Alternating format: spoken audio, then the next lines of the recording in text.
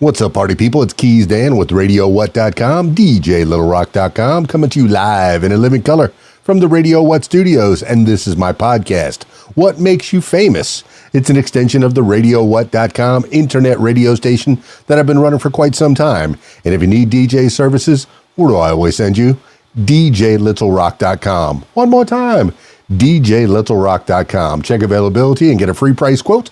And maybe you can have me at your next event. You know I like to party with the people. The people need to be entertained. Are you not entertained? Let me entertain you. Make your next thing a big one. Today on the program, I have Robert Spooks Jordan. Yeah, he's a American hero, entrepreneur, man about town. Yeah, we're going to get to learn about Robert Spooks Jordan in the next few minutes. So stick around for that. This week's shows, make sure you go out to the Rab in Conway, Arkansas on Friday night for the video dance party karaoke jam. I will be at a middle school dance. I do that about twice a year, and always fun with the kiddies. But make sure you check out the Rab in Conway, Arkansas. My usual Friday night gig, full bar, kitchens open, pool tables, pool tournament on Friday night. So if you want to try your hand at playing pool and possibly make some money while you're doing it, you check out the Rab. Good food, good drinks, good people, good times at the Rab. Friday night from 8 p.m. until 12:30 in the AM. And then on Saturday, hey, make sure you check out the show that really is still brand new, but is building and building. It's Mr. Brew's Tap House in Little Rock, Arkansas, right there in Park Plaza. Make sure you check that out from 6 p.m. until 10. I will be doing a surprise party at another location, but they're going to have some karaoke over there, and it's going to be a good time. I'll be back next week. Don't worry. I'll be back at both locations. I'll be at the Rab and the Mr. Brew's Tap House in Little Rock, Friday and Saturday, respectively. Mr. Brew's Tap House is brand new for me. I've done it twice. And then Brock's going to take over he's going to cover for me for Saturday night. And you're going to have a good time over at Mr. Brew's. 48 different types of beer. They got good food. Oh, my goodness. Really good food over at Mr. Brew's Tap House in Little Rock, Arkansas, at Park Plaza, in the mall. Yeah, good times. I will miss you this weekend, but I do have other events I have to do. Sometimes I want to diversify and do something a little bit different. Not that I won't miss you so much. My regular Friday night at the Rab and Saturday night at Mr. Brew's Tap House. All right, that's enough for the intro. Let's get into it with Robert Spooks Jordan. Now, I went on location to go and record with him. So if you're listening to the audio version, it might sound a little bit different than usual. But check out the video version on my YouTube page, youtube.com/user/KeysDAN. Heading over to Robert Spooks Jordan now. What's up, man? What's going on? Robert Jordan hanging out in the living room. Yeah. All right. Party people in the house. Let me give you my idea of who Robert Jordan is, and then I'll let him give you an idea of who he is. Robert Jordan, great American hero, Army soldier. And I'm going to hit him with the easy questions. What do you think about the Epstein files? I'm just kidding. I'm just kidding, man. No comment on that. Robert Jordan, give the people an idea of who you are. So I'm with Riverside Payments. I'm by far no salesman. Just clarifying that right now. But I do love helping people save money. So. All right. Entrepreneur. I failed to mention that part. My man, we're going to do a podcast. We're going to talk about you. Everybody's got a story, and I want to hear your story. Okay. I want to give you the full treatment, the full what makes you famous treatment. All and right. I want the people to have an idea of who you are. Have you always been in Conway, Arkansas? We're currently in the Conway, Arkansas area. Yeah. Where are you from, man? I'm an actual Conway native. Born when? January 16th. January 16th. Yep. In a time not too long ago. Oh, yeah. I'm a 95, baby. I got you. That sounds good. Well, what kind of stuff were you getting into when you were in the 95? Okay, 95, maybe you don't remember too much about your birth. I remember I was reading over my diary from when I was born. Mm-hmm. Day 1, still tired from the move. Day 2, everybody talks to me like I'm an idiot. Goo goo, gaga. Yeah. That kind of thing. It happens. But give the people an idea of what were you into when you were a little Robert Jordan. I really had a thing for video games growing up and music. All right, what was your video game of choice? What was your console? I've got to say Nintendo 64. All right. I grew up a little earlier than you. I had a 2600 with 40 games. Yes, I'm bragging. Okay. My dad was an electronics engineer and he pirated 40 games. I think the statute of limitations is, I want to be like you is up on that. But yeah, I played a lot of Defender, a lot of Pitfall Harry. I remember that. I remember a lot of that. And there was a racing game that had fog in it. I can't remember exactly what the name of that game was, but I remember it was a stick and a button. A stick and a button. Oh, That's all you needed with the Atari 2600 was a stick and a button, man. And I know that the controllers have gotten more and more sophisticated as time progressed. I mean, we got a Switch 2 sitting right there to my right, stage right, maybe just off camera. Yeah, I see that. But, for those listening to the audio version, check out the video version. That way you could see Robert Jordan's pretty face. So video games, that's a great way to grow up. I mean, I know I played outside a lot. Did you play outside at all? I did. What kind of things were you getting into outside? Well, at a young age, I more or less was in the countryside. So I pretty much hung out with like dogs, cats, the occasional cow. Okay. I was told a long time ago that I wasn't fit to sleep with dogs, but then one of my friends defended me and he said I was. Oh. I am fit to sleep with dogs. And here we have a couple of cats just running around. I mean, well, I'm a cat man right here. Oh, and I'm staring at 2 cats right now. And they may make an appearance on this podcast here and there. But, let's go through the years. You were into music and video games. Okay. Nintendo 64. What kind of games came with that thing? Let's see. Turok. What's Turok? Turok was kind of like your old Call of Duty. Okay. But for Nintendo 64. But really pixelated. Yeah. Like you'd see on the cover of the game itself, this army guy with the goggles and, carrying an M16 or something crazy like that. Yeah, but then when you looked on the video game, it's like a square and 2 dots. Yeah, he was an Indian guy. Okay. He was like your old school Rambo. Okay, so like American Indian, Native American Indian type thing? Yeah. And American. Was he the typical, I guess, still in the 90s, we weren't all that woke. Like the all Indians had to wear feathers and loincloths. Well, how was he dressed in that thing? Or is it just, like I said, couple of little pixels that show up and you're supposed to pretend that it's an Indian? Well, no, he had your modern Rambo style, camouflage, the Bowie knife, machine gun. I also grew up on Doom and Mario 64. Okay. I think I played Doom. That's zombies, right? Yeah. Yeah, fighting against zombies. Now, how was the graphics on that with 64? I think by the 90s, I was doing a lot of DJing at clubs, so I really fell out of the whole video game thing. When I was a kid in the 80s, we did have a place called McSugar's in Fort Lauderdale, and it was an actual video game parlor right next door to the record store. So I spent, and the movie house was right behind it. So I had the cinema, the video game parlor and the record store. That was my corner. That was the spot that I spent my whole life. Well, do you remember any kind of corners like that besides hanging out with the cows as a kid?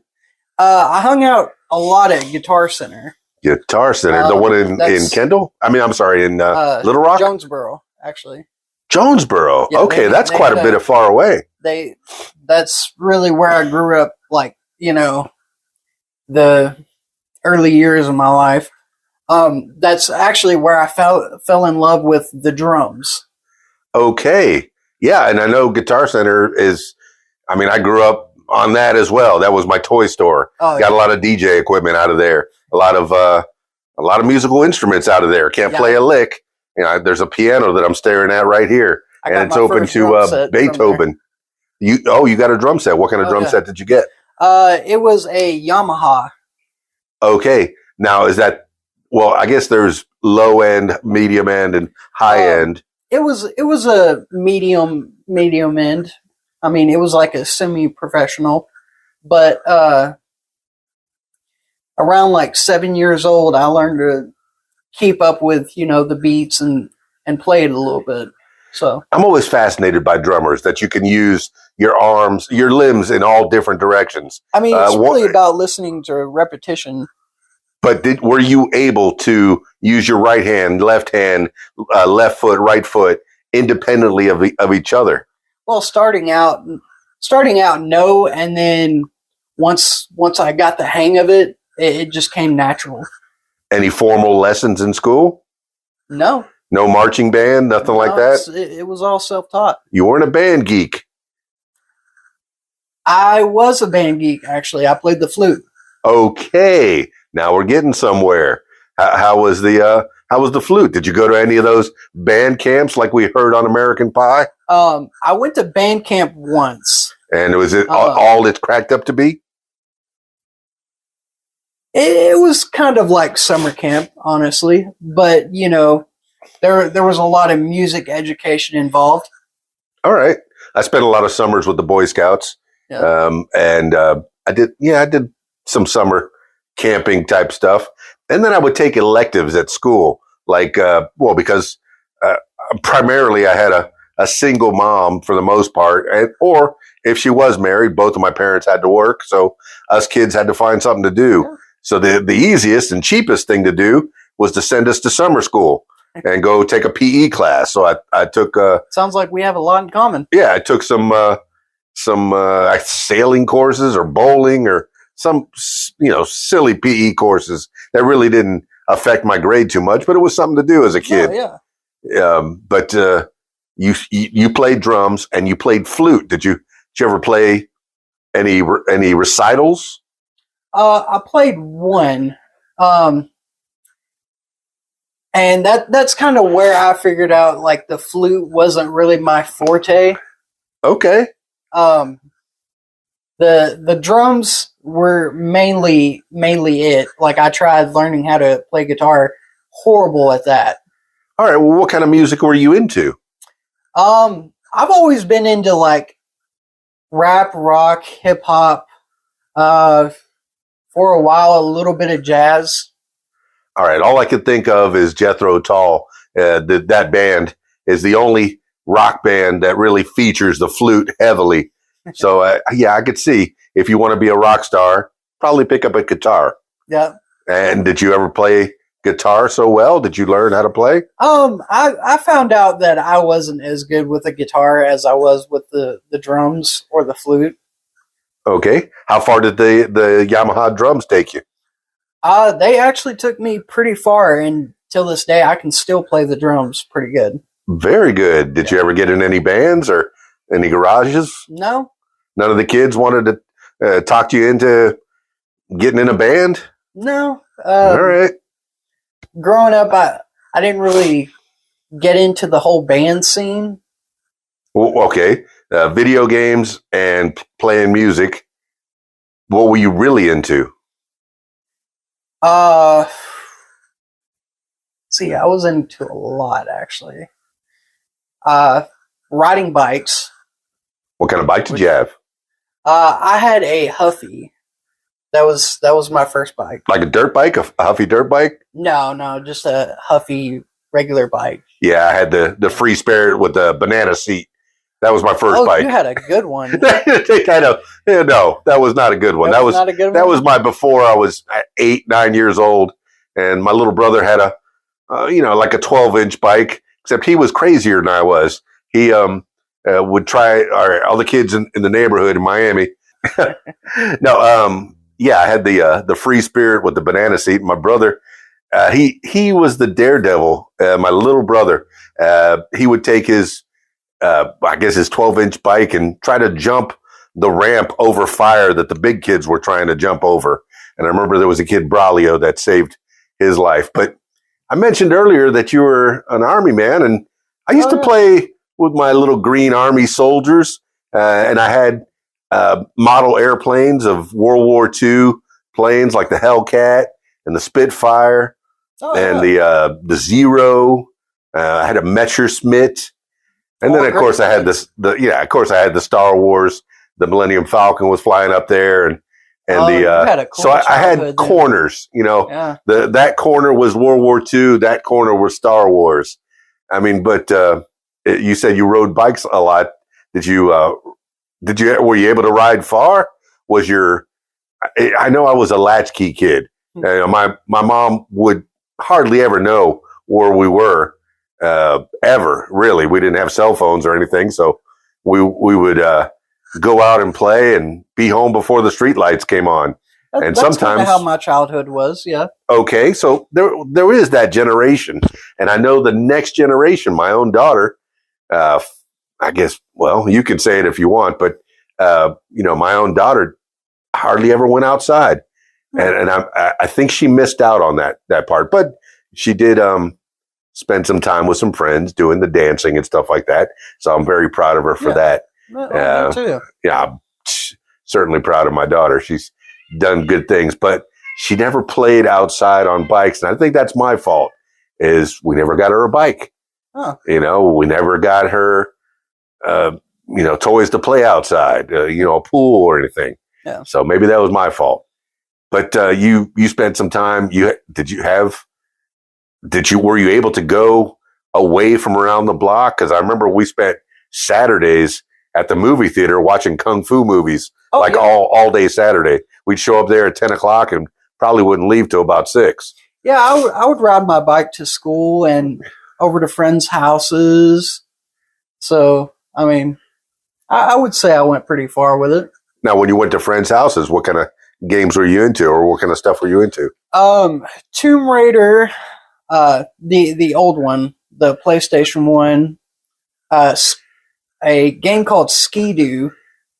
Okay. It was an old snowmobile game for the PlayStation 1. Okay. I think we had I know my daughter and I were playing one ATV game on the PlayStation 1 or 2, and it glitched to where it would fly. You would end up flying off. Oh, where it throws you off the boundary. Yes. I'd be out in the Matrix out there. Yeah, I think I played the same one. Those are the early days of video games. Yeah. And, I guess the Nintendo, the game was to, if it stopped working, you would blow on the DVD or the disc. Cartridge, yeah. Or the cartridge. Okay, this was cartridge based. The PlayStation was the one that was disc based, right? Yeah. And it always has been disc based? As far as I know, yes. Yeah. I mean, this is nostalgia, man. This is, and okay, so how were you as a student? Other than that, what kind of, what were your favorite classes? I was always interested in science and history. Okay, what were your favorite experiments that you did in science? I remember we dissected a frog, and I don't know, we blew some stuff up here and there. Yeah, that was kind of my favorite part of science, was blowing stuff up.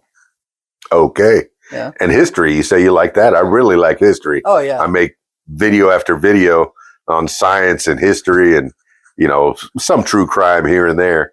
But what was your favorite part of history that you like to? Well, I like the early areas of history as far as the middle, I guess the Middle Ages with like knights and like colonization. I like. Yeah. Some people, conspiracy theory. Here we go. Some people believe that there's 300 years missing from the calendar, that the Dark Ages never happened. Somewhere between the 1400s and the somewhere between the 12s and the 16s, somewhere in there in the Dark Ages, they really didn't happen. What do you think? Do you get into those conspiracy theories at all? Oh yeah, I'm open to all conspiracy theories. Well, you were in the Army, okay? When did you sign up for that? And who talked you into that? I guess my teen years, I pretty much knew I was headed in that direction because I would say in junior high I took JROTC and I just fell in love with it. And I fell in love with the structure. And once I got it, out of high school, I worked private security for about 2 years. And one day I was just sitting at my desk, watching the cameras, and I was like, I can't do this no more. So the next day, I went to a recruiting office, and within 2 months, March 8th, 2020, I officially joined up. So you were a little bit older. How old were you then? I was around 25, 26. Okay. Because I did my security stint back when I was 18 or 19 years old. I was a security guard for the Pinkertons down in Alamorado, Florida. Oh, yeah. Yeah. I think we talked off the air about that before. Yeah, we did, actually. But, security was hit and miss. Yeah. I worked all night, and working security at Holiday Isle, you'd see some funky stuff. People are on vacation, doing all kinds of freaky stuff underneath coconut trees. Oh, yeah. Because they're on vacation. And here I am, security guard, trying not to put too much of a damper. If they're not hurting anybody, I'm not going to break anything up. If they're having some loving under a coconut tree next to the ocean, I have I'm not bothering them. Story about that, actually. Hit me. Most security guards are kind of what was it? Whether you like it or not, you're going to be some kind of a peeping Tom. I'm like, oh man, I didn't want to see that. Yeah. So there was one night I was at my desk, and I was at a secure data center, so no one was supposed to be there. Okay. Well, there was this couple that kept coming up every single night, and I would have to run them off. Well, this particular night, they were doing some inappropriate things, and it was right in front of the camera, so I had to go out there, tell them to leave. Well, 2 hours later, they come back and actually do the exact same thing. So at that point, I'm having to call the cops. Yeah, I did a lot of security all over the Florida Keys. Yeah, for the most part, and one of them was Florida, that must have been wild. The Dolphins Plus. It's a dolphin training and dolphin study research facility, and almost every night there would be somebody that would scale the fence. I knew they were watching me do my rounds. Mm-hmm. So whenever I got as far away as possible from the dolphins, they would scale the fence like a paratrooper, boom, jump in the water, play with the dolphin. And before I could even get back over there, they scurried over the fence and back out. And so I never, ever caught them. 30 on you. Never caught them. Never caught them. So was I the best security guard? Probably not. No. I'm glad I've been doing this for. Well, they were probably agile. Yeah. Like I said, the skill of a paratrooper. Now, ROTC, you said you were into that. My first, I guess my first thought of ROTC was in Animal House, that movie, and let's see, one of the characters was the ROTC I guess he was the head of it. And one of the Animal House Delta guys was trying to get into ROTC, but he was kind of sloppy. Yeah. Tuck up those pajamas. And what is that on your uniform? A pledge pin on your uniform? I mean, was it very structured? It was structured. So they taught us a lot how to like fire guns. Well, not real guns, but BB guns. We had to do competitions as far as who was the fittest. We did a lot of ceremonial marches. Okay. So you were learning target practice. I mean, because I was a Boy Scout. Well, not a Boy Scout. I was map reading. I was a Weeblo. I never made it to Boy Scouts. Oh. That was as far as I went.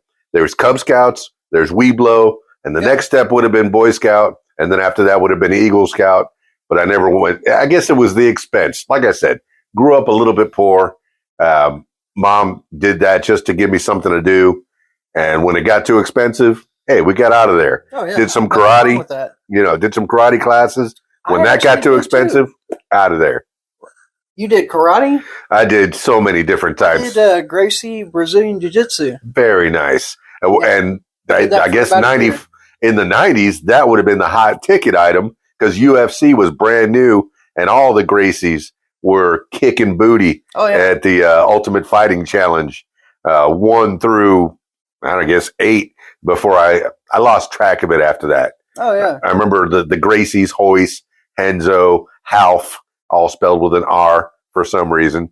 Yeah, I did Gracie Jiu-Jitsu and boxing for a little bit. But the grappling, it seemed like that was the winners every time. Yeah. Well, if you're a stand-up boxer, maybe you got a couple of hits. But as soon as somebody wrapped you up in a choke, you're done. Yep. You're donezo. So the wrestlers and the jiu-jitsu guys, those jiu-jitsu guys were the ones that were really dominating in UFC. Oh, yeah. Did you ever get into the UFC at all or watching? I actually love watching UFC. Yeah. There's something about cage fighting that just really intrigues me. It's just the raw art of it. It's gladiatorial. Yeah. When I lived in Orlando for about a year, I was boxing. And I went to Candyman's gym on Church Street in it was a guy named Chris, but they called him the Candyman. Oh. And that was around 95. I boxed at Gillespie's, in Conway. I know the Chicken Man. I know him very well. He's been on this podcast. Really? Him and his ex-wife has been on this podcast. Oh. So I know them very well. In fact, he came to the Rab in Conway. He's a Golden Glove. Yes, he's the Chicken. Yeah. That's his nickname. That's why I call him the Chicken Man. Oh, yeah. He came into the Rab a couple of weeks ago, and I said, "There's a Chicken Man boxer in this room." And he was like, "Oh, man." Yeah, I said, "Gillespie's boxing." So, if you're in the Conway, Arkansas area, check out Gillespie's boxing. Definitely check it out because, the workouts that he did, they were a little redundant, but they had a purpose. Yes. And there's a reason why Daniel was doing the wax on, wax off and the Karate Kid. Because that redundancy makes your muscles remember. Exactly. That's what I need to do if somebody's kicking at me, somebody's punching at me, it's a lot of repetition. Oh, yeah. I took Taekwondo, I took Filipino Cali, kickboxing, a little Muay Thai. Man, I don't want to mispronounce anything because I'm going to get emails and comments. But, I would say that I was yellow belt in at least 12 different styles. Oh, yeah. And that's, once again, the expense. Once you get from white belt to yellow belt, they're like, $50, please. And I'm like, I'm such a cheapo. Right. I said, nah, I'm done. But I remember Taekwondo was probably the one that stretched me out the most. My Taekwondo instructor in the Florida Keys, I would be about 6 inches from the ground in a Van Damme split. And he would push me down even further. You remember who your sensei was? No. Oh, mine was Grandmaster Hans. It was Han. Really? Well, I never met Han, but it was his Taekwondo. Really? Yeah. Okay, so we trained under the same sensei then. I guess it's the same style. Yeah. I remember the guy was an American dude. Yeah, he was actually a Vietnam vet. See, I never met Grandmaster Han, but it was kind of interesting. The thing about martial arts and any of those types of things is they are structured. Mm-hmm. They're good for kids to keep out of trouble. Right. You learn how to defend yourself so you don't have to fight. So you don't have to defend yourself. If you know that you can kick butt, you don't really have to. Yeah. I remember in school, I probably got it. It's all about self-discipline. I remember I got in about a handful of fights, and I won them all by sitting on the guy. There wasn't any kind of martial arts style to it, except for there was one time when a guy came at me, and I got out of the way because I had just seen a Steven Seagal movie. Yeah. I got out of the way, and he flew into the lockers, and he was mad, and he started coming at me again. I got out of the way. He went to the other side, the other lockers. So this is in the hallway, and the kids are all, yeah, fight. I ended up having to flip someone over my shoulder when I was in the Army. Okay. So, yeah. Okay. That was about as close to fighting as I got. Generally, I try to talk my way out of it. All right. Well, you're 25 years old. You're in the Army. What kind of jobs are you doing in the Army? Let's start with training. How did that go? Is it like Full Metal Jacket? Yeah. Actually, it was. I'm not gonna lie. Our drill sergeant, he was very old school. Let's just put it like that. Okay, I should have said it. Is it more Full Metal Jacket or Stripes? No, it was more Full Metal Jacket. Like, from the moment you get off the bus, you have about 12 angry drill sergeants spitting in your face, yelling at you to get in line. And although in Stripes, Sergeant Hawka was no slouch. He played it, like an actual drill sergeant. Yeah. And Ivan Reitman, that movie, I think I heard they wanted him to be more comedic. But he said, no, I'm going to actually train these people. And that's going to be the serious part of the movie, is that he's actually training these people until he gets, spoiler alert, in 3, 2, 1, he gets blowed up, sir. And then he ends up coming back, slightly injured, but it is alive. Right. But you had that kind of structure. I mean, push-ups, sit-ups, running, a lot of PT. Day one, they did all that. They did what they call burpees. What's that? Well, it's where you jog in place, and then you go into a push-up position, do a push-up, get back up, jog in place some more, get down, do a push-up. And they did that for about 35 to 40 minutes. And you have to do it while carrying a duffel bag on top of your head. How heavy was the duffel bag? I would say probably about, depends on how you packed. I would say around 30 to 40 pounds ish. Okay, I did firefighting training, and it was similar to that, where we'd run 1.5 miles every day. Yeah. And, carry. We'd also run in gear, but not as fast, because running in gear, you have to have safety first. Mm-hmm. And then going up and down towers, 5-story towers, carrying hoses, carrying axes, physical fitness, that kind of military type training. And I remember they'd wake us up in the middle of the night to simulate that there was a fire call. Maybe it was 2:00 in the morning, maybe it was 1:00 in the mormorning. Yeah, maybe we had just gotten to bed. Bing, bing, bing, bing, bing. Time to get up. Let's go. We did something similar to that in the field. It would be incoming missile or mortar training. Okay. So you'd be sleeping in your foxhole, and then you just hear loud firecrackers, and then you'd hear it's like a big whistle, and then you would actually have to get in your foxhole and designate where it's coming from. So you would probably be like, mortar round 50 meters or mortar round 120 meters, and you would have to call it out, and like it would be called out down the row. Man, I commend you for that. Oh, yeah. And so you were in actual, this simulated combat? Is this training still? This was during basic training, so it was simulated combat. Now, what was real was Remagen. What is that? Remagen was the last, well, not the last, but the second to last stage of your Remagen training. You have to throw live grenades. You actually, and it's about like Full Metal Jacket, that scene where they're crawling under the barbed wire with the machine gun. Yes. Yeah, that's real. Okay. So and I'm you have live rounds, going over your head. They blow up propane tanks to simulate, bombs going off.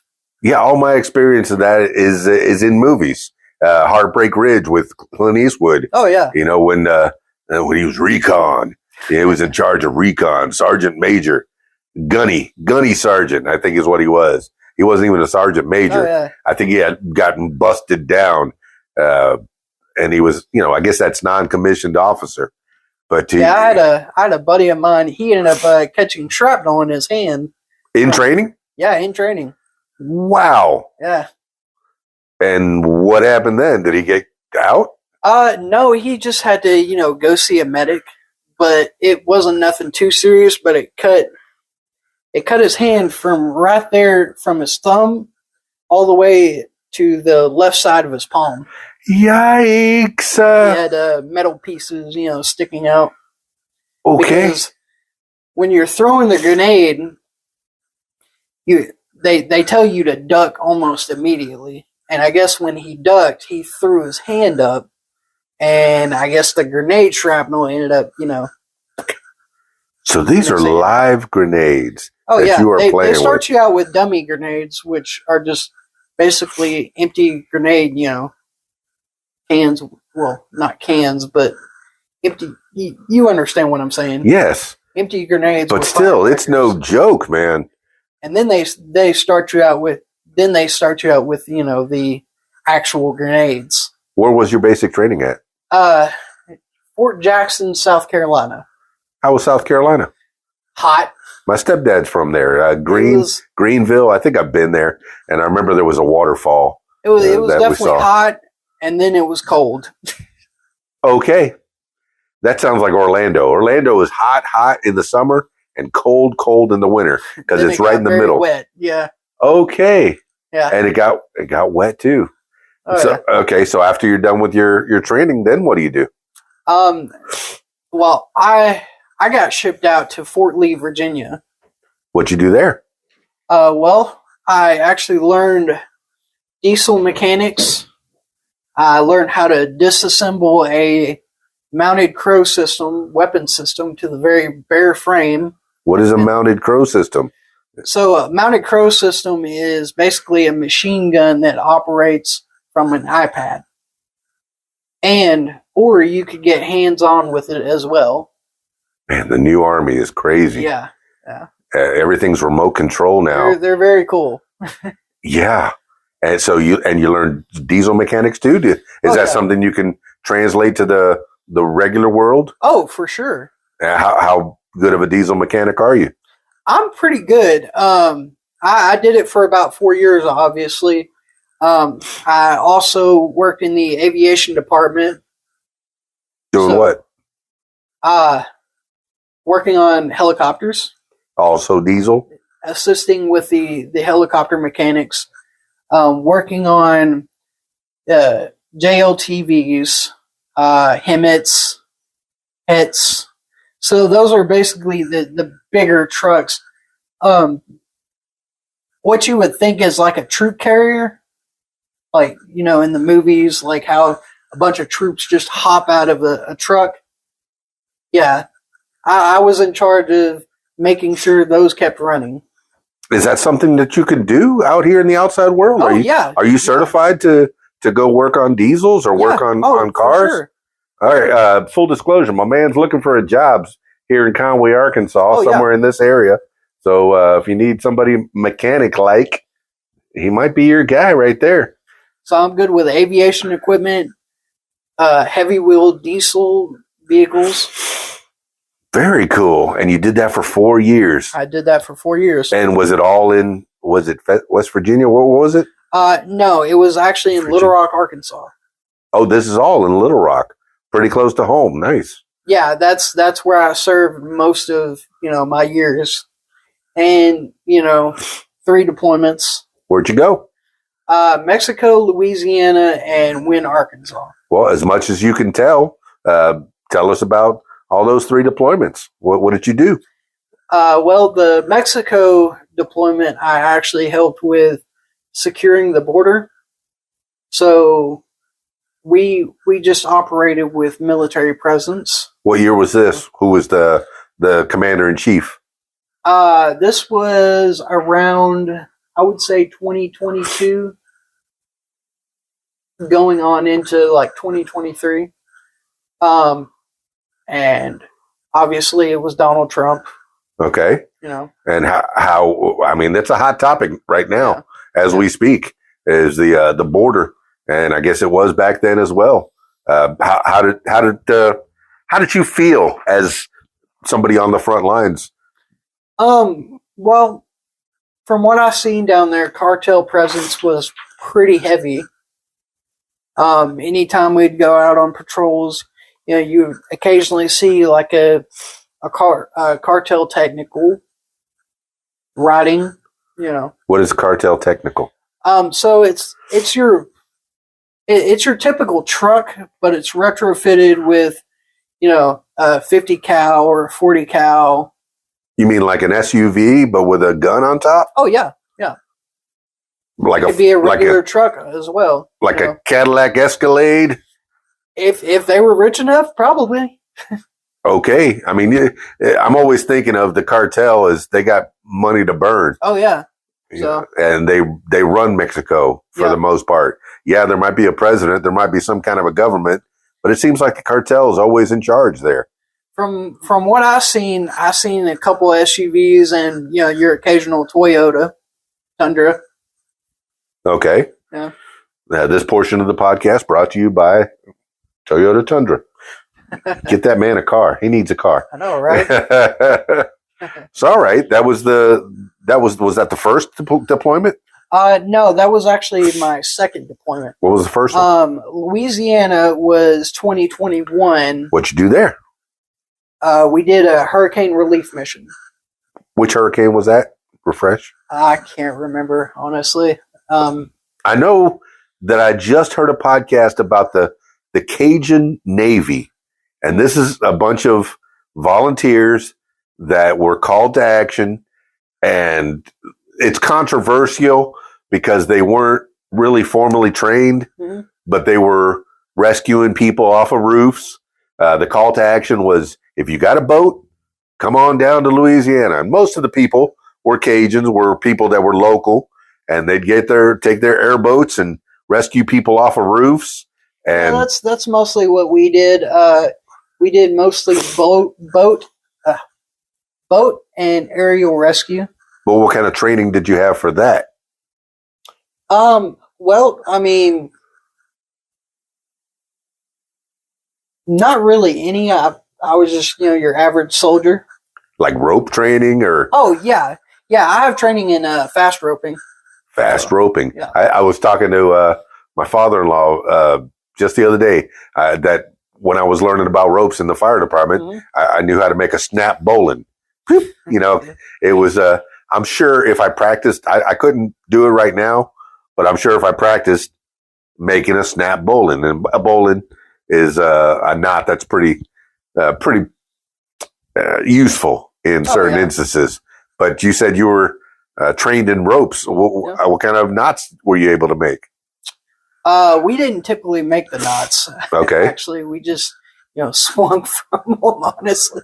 So you did like traverse lines and and rappelling and stuff like that?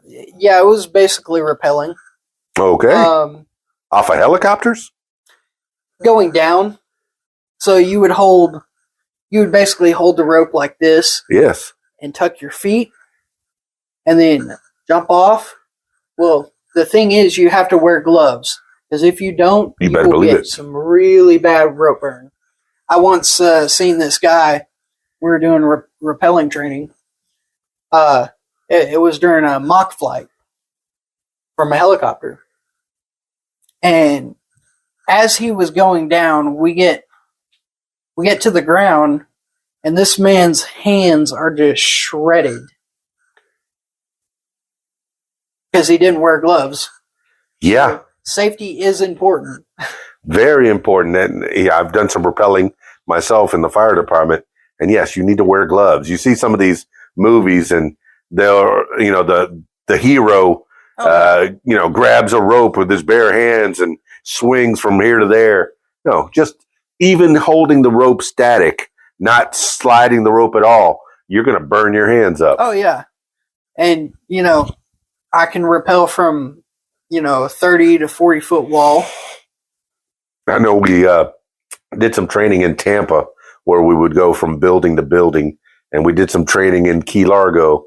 There was a hotel that was unfinished, and it was like 5 stories. Although our training from going building to building, there was a thing called the kill box. Okay.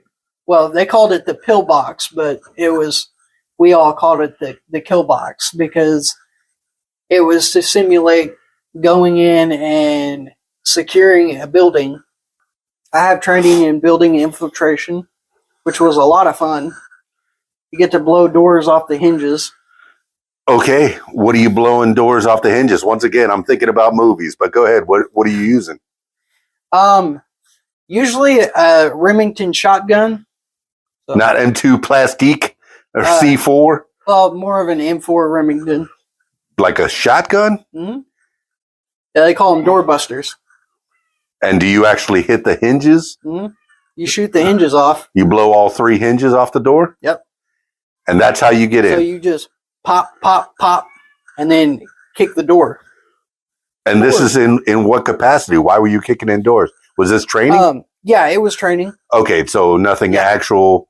You didn't kick anybody's actual door in? No. Okay, I mean, hey, that's once again a hot topic. Yeah. People are getting their doors kicked in, whether they're supposed to be getting kicked in or not. That's remains to be seen. No, thank God I've never had to kick in any doors. Okay, but you have that ability. You have that training, that knowledge. Oh yeah, that skill. I have the training to clear a building. Yep.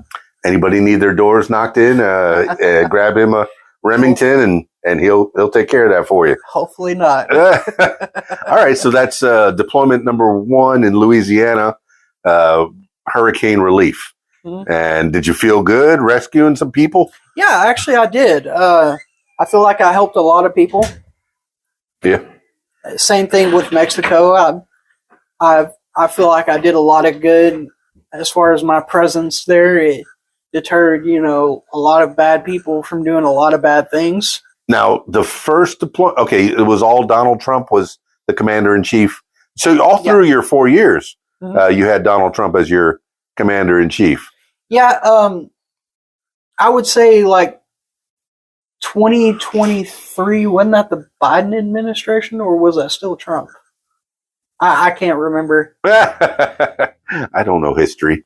No, I've gone through 2. No, he was 2016 to 2020, and then Biden took over, and now Trump is back in office. So, okay, yeah. So did you notice a change in administration when the administration changed? A change in policies? Yeah, under the Biden administration, there was a lot of restraint as far as our military forces went. Like there was some things that we could not do. Okay, I did have a podcast with a gentleman yesterday, and we were talking about masculinity. Mm-hmm. We were talking about toxic masculinity, but we were also talking about men being men and women being women, and the androgyny that's happening people are slowly getting stripped of their sexuality. Yeah. And I know I might be taking a whole turn on this one, but you being in the Army and me being, a firefighter, you learn how to be a manly man. You learn how to work your muscles and have strength. And then my upbringing, I don't know if your upbringing was the same, was to protect women. Exactly. You're there to take care of the fairer sex. Exactly. And their job traditionally, and I know #tradwife is a thing. Traditionally, the woman takes care of more, household items. I'm not saying, I do dishes and you've taken out trash and you've done some cooking. So I'm not saying that the woman has to be in the kitchen barefoot and pregnant, but I'm saying that there is traditional male and female roles. Right. And being in the Army, yes, there's women in the Army, but women, and there was women in the fire department as well. Oh, yeah. But they cannot do the things that we can do. I remember in training, I'm doing 20 pull-ups and they're doing 1 chin-up. Yeah, there was definitely a big difference in, and sexism aside, they really had the try hard mentality, and they really were one of the guys. Yeah, and I'm saying there is a place for women in the Army. I know, and call me old fashioned, but administrative. I think that women can handle being the person in charge, being the person who gets everything organized. Oh, yeah. Not necessarily be in combat. I know there's women that are gung-ho and they want to be out there in combat. I don't know how to feel about that. The G.I. Jane of it all. Well, I had a sergeant one time. He actually told me a story that made sense. So, and nothing against women being on the front lines. Like, we need all the help we can get, even guys. But the reality of it is like you said, as a male species, we're hardwired to protect the woman. Yeah. So he had this logic of, say you're in a firefight, woman gets pinned and all the men are all doing their job, providing cover for each other, and trying to find a area of cover. Well, the woman gets pinned. Guess what all the men are going to do? Your immediate thought is to go rescue that woman. Yeah. And you're giving up multiple firing positions to help one person. The needs of the many and the needs of the one. Yeah. But like I said, they're one of the guys, like, we need all the help we can get out there. But, that logic actually really made sense to me. Yeah. But, okay. So, I'm traditional. I'm a dinosaur. Eventually, my wife stays home. Yeah. As soon as she got pregnant with her child, my daughter, I said, when she got too big to work comfortably, I said, you don't have to work anymore. Yeah. And I struggle. I work 2 and 3 and 4 jobs. Oh yeah. Just so she can stay home. But I often ask her, are you missing something? Do you want to go get a job? Do you want to go work? Oh yeah. And she says, I have a job. She takes care of the house. Mm-hmm. She takes care of her mom and dad, who are now getting older and needing more help. And she takes care of all of us. Yeah. That's her job. Yeah. It doesn't pay very well, but benefits are terrible. Yeah. And I'd say, I don't want her job. I'll go and work, some Joe job that, maybe I don't want to do. Yeah. See, that's about like me. Like, I absolutely love working. Yeah. Like it gives you purpose. It gives you structure. It gives you repetition to wake up every day knowing, hey, I got to go do this. Well, you're a fine, upstanding member of society. Yeah. I don't love working. I mean, there's some jobs I like doing, and there's some it's jobs more that'll of take the it's soul more out of the me. repetitiveness and the structure for me. I got you. Yeah. I got you. Well, I mean, right now you're Being a currently military man, you know, like a straight up hustler and working, odd jobs to get by. Yep. After you get out of the Army. Oh, wait, what was the third deployment? Oh, the third deployment was in Arkansas. What was that? What did you do there? It was tornado disaster relief. Wow. Okay. So, what did you do? I helped with emergency aid. I helped with search and recovery. Yeah, not search and rescue. Most of the time, it's search and recovery. Yeah. Yeah. And I did that with the Hurricane Andrew in '92. Okay, so August of '92. You know what I'm talking about. Yeah, it was a lot of walking and clearing roads and going through houses and recovering various victims. Sadly, yeah. Every once in a while you found a live one, and that was pretty cool. Yeah, I found a couple live ones, and that's pretty cool. Yeah, those are the ones you live for. You get that rush, man. You're so happy that you found you were able to save a life. Guard duty for the emergency aid stations, where people would bring in donations like food, clothing, and I would basically guard the front entrance. Did you get any medical training at all? Yes, I did actually. What'd you do? Like first aid? Yep. CPR? First aid, CPR. I can patch people up that have had severe lacerations, gunshot wounds, heat fatigue. That was the kind of stuff I did in the urgent care, working at Baptist Hospital in Miami. We also did radiation preparedness training as far as the medical field. Yeah, we had Turkey Point down in Florida City, so we had nuclear training and minimum safe distance, that kind of thing, and put on your that mop suit. Gear is no joke. Yeah, put on your gear and carry your Geiger counter with you. Oh man! So yeah, you've had some training. Any of that? I mean, what do you want to be when you grow up? What do you want to do? What's your ideal job? Well, I mean, I eventually, and I'm working towards it. I want to be my own boss. Okay, I mean, you're working for this point of sale company right now, Riverside, and that's kind of a step in the right direction towards that goal. I'm where third party affiliate. Yeah, to where you're, like I liken it to Amway or Mary Kay Cosmetics. Yeah. To where you have a piece of that action, and it kind of becomes a multi-level. Can it be called pyramid? Maybe. But the person that hired you on will get a piece of whatever you make. Exactly. But as long as you believe in the product that you're selling, you can. That's right. I worked at Bally's Total Fitness, and I believed in the fitness, so I was able to sell $1,000 memberships. Easy peasy. I like to tell people, and this is the absolute truth. I'm not a salesman. I'm actually there to help you save money. Well, have you seen The Wolf of Wall Street? I have. Sell me this pen.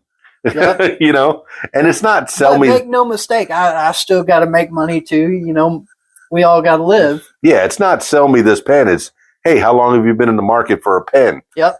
Do you need this pen? Exactly. You don't want to sell to somebody who doesn't need something. Right. So this point of sale thing that you're doing, this Riverside point of sale, that's one endeavor that you're on. In addition to, hey, he could be your mechanic. He can go work at a auto repair if he needs to. But hey, the man's currently looking for a job in the Conway, Arkansas area. Yeah, exactly. So come find him.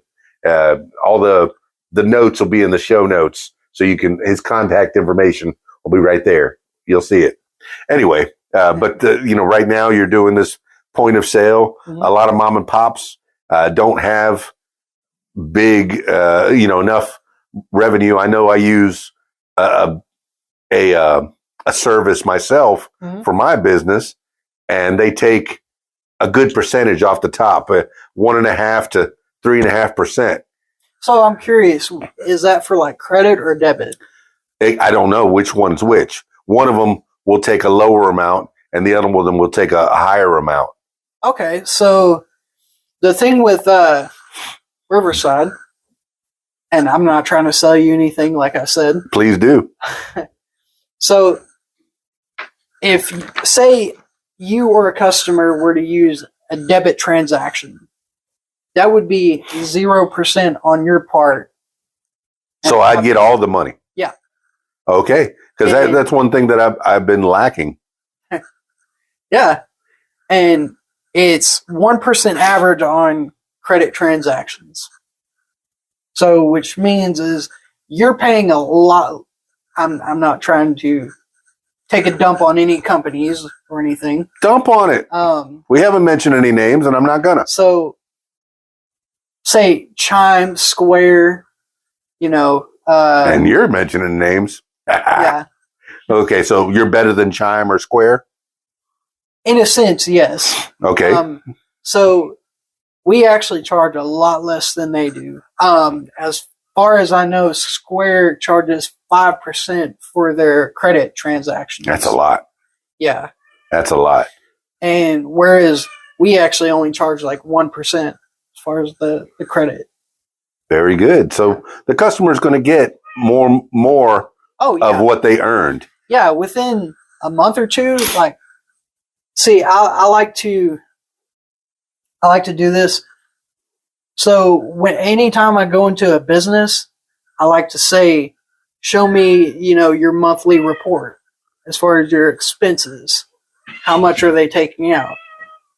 And say they actually buy the product, the subscription, because you're not necessarily buying the point of sale software. Mm-hmm. All that comes free. You're buying the subscription for it.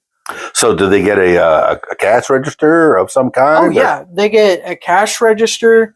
You can either choose from a cash register, an ATM, iPad, and even a phone. And it's all custom built. So it's not like, your run-of-the-mill factory line like point-of-sale systems. I like that.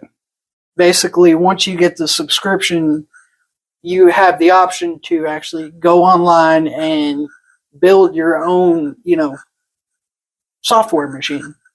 That's super duper. Yeah. All right, man. Well, as if anybody's looking for this kind of a point of sale, what do they have to do to contact you? So my contact information is... Can they call you? Yeah. So it would be 501-808-8913. Very cool. And your email? My email is spooksjordan. I do want to get into the spooks of it all, though.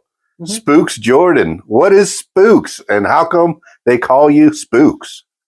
Because I'm very silent with, as far as like walking.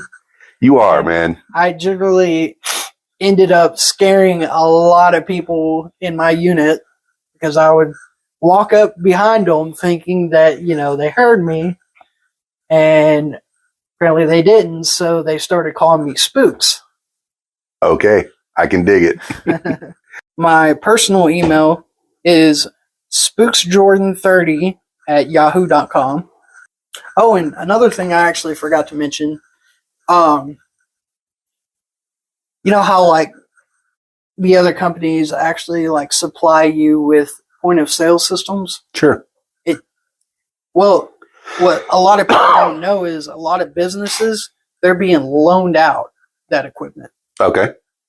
The unique thing about ours is we don't loan out our equipment. So once you get the subscription, you actually have a tech come out, install it to you for free, mm-hmm. and that's your equipment. How about that? Yeah. So that is a bonus. You build it, you get to keep it. Nice to have free stuff. Yeah. That's like bonus equipment. Oh yeah, and it's all free. All right, Robert Jordan. You actually have to pay for is a subscription. All right, Robert Jordan. I mean, Spooks Jordan. That's crazy. That just That's fun. That's a lot of fun. Oh yeah. And I guess in the Army, being a little more stealth, it comes in handy, I'm sure. Oh yeah, definitely. He's like a ninja, everybody. All right. Well, I usually like to finish these things off with last words for the people. If you have nothing else to talk about for right now, we can always come back at a later time and do another podcast and talk to Robert Jordan, man. I've had a blast talking to you, man. Learning a little bit more about your life and how you grew up. Yep. I didn't know about Jonesboro. I didn't know about your 3 deployments. That's pretty cool. You're a great American hero, man. I tried to get in the Navy and got in a motorcycle wreck, so that didn't work out so well. But that's a story for another time. Yep. All right. I usually finish these things off with last words for the people. This could be words to live by, something you heard a long time ago, maybe a mantra that you wake up with every morning or whatever pops into your head at this moment in time. Robert Jordan, Spooks, give the last words for the people. Well, from my old drill sergeant, he once said, "What doesn't kill you only makes you less human." Well, there you have it, party people. Robert Spooks Jordan. That man's got a particular set of skills, a lot of skills, and he can put those skills to good use for you if you'll have them. Make sure you give him a call. I have all the links in the show notes, and find out more about Robert Spooks Jordan. It was good having you on the program and learning a little bit more about you, Robert Spooks Jordan, great American hero and entrepreneur and man about town. Just a man for hire, if you will. All right. Thank you so much, Robert Jordan, for being on the podcast, the What Makes You Famous podcast. That's it for this edition of What Makes You Famous. Now, if you, yes, you, my loyal listener, if you'd like to tell your story, I encourage you to give me a call, 501-470-6386, or email keysdan@aol.com. That's it for me. It's KeysDAN, RadioWhat.com, DJLittleRock.com. Peace. I'm out of here.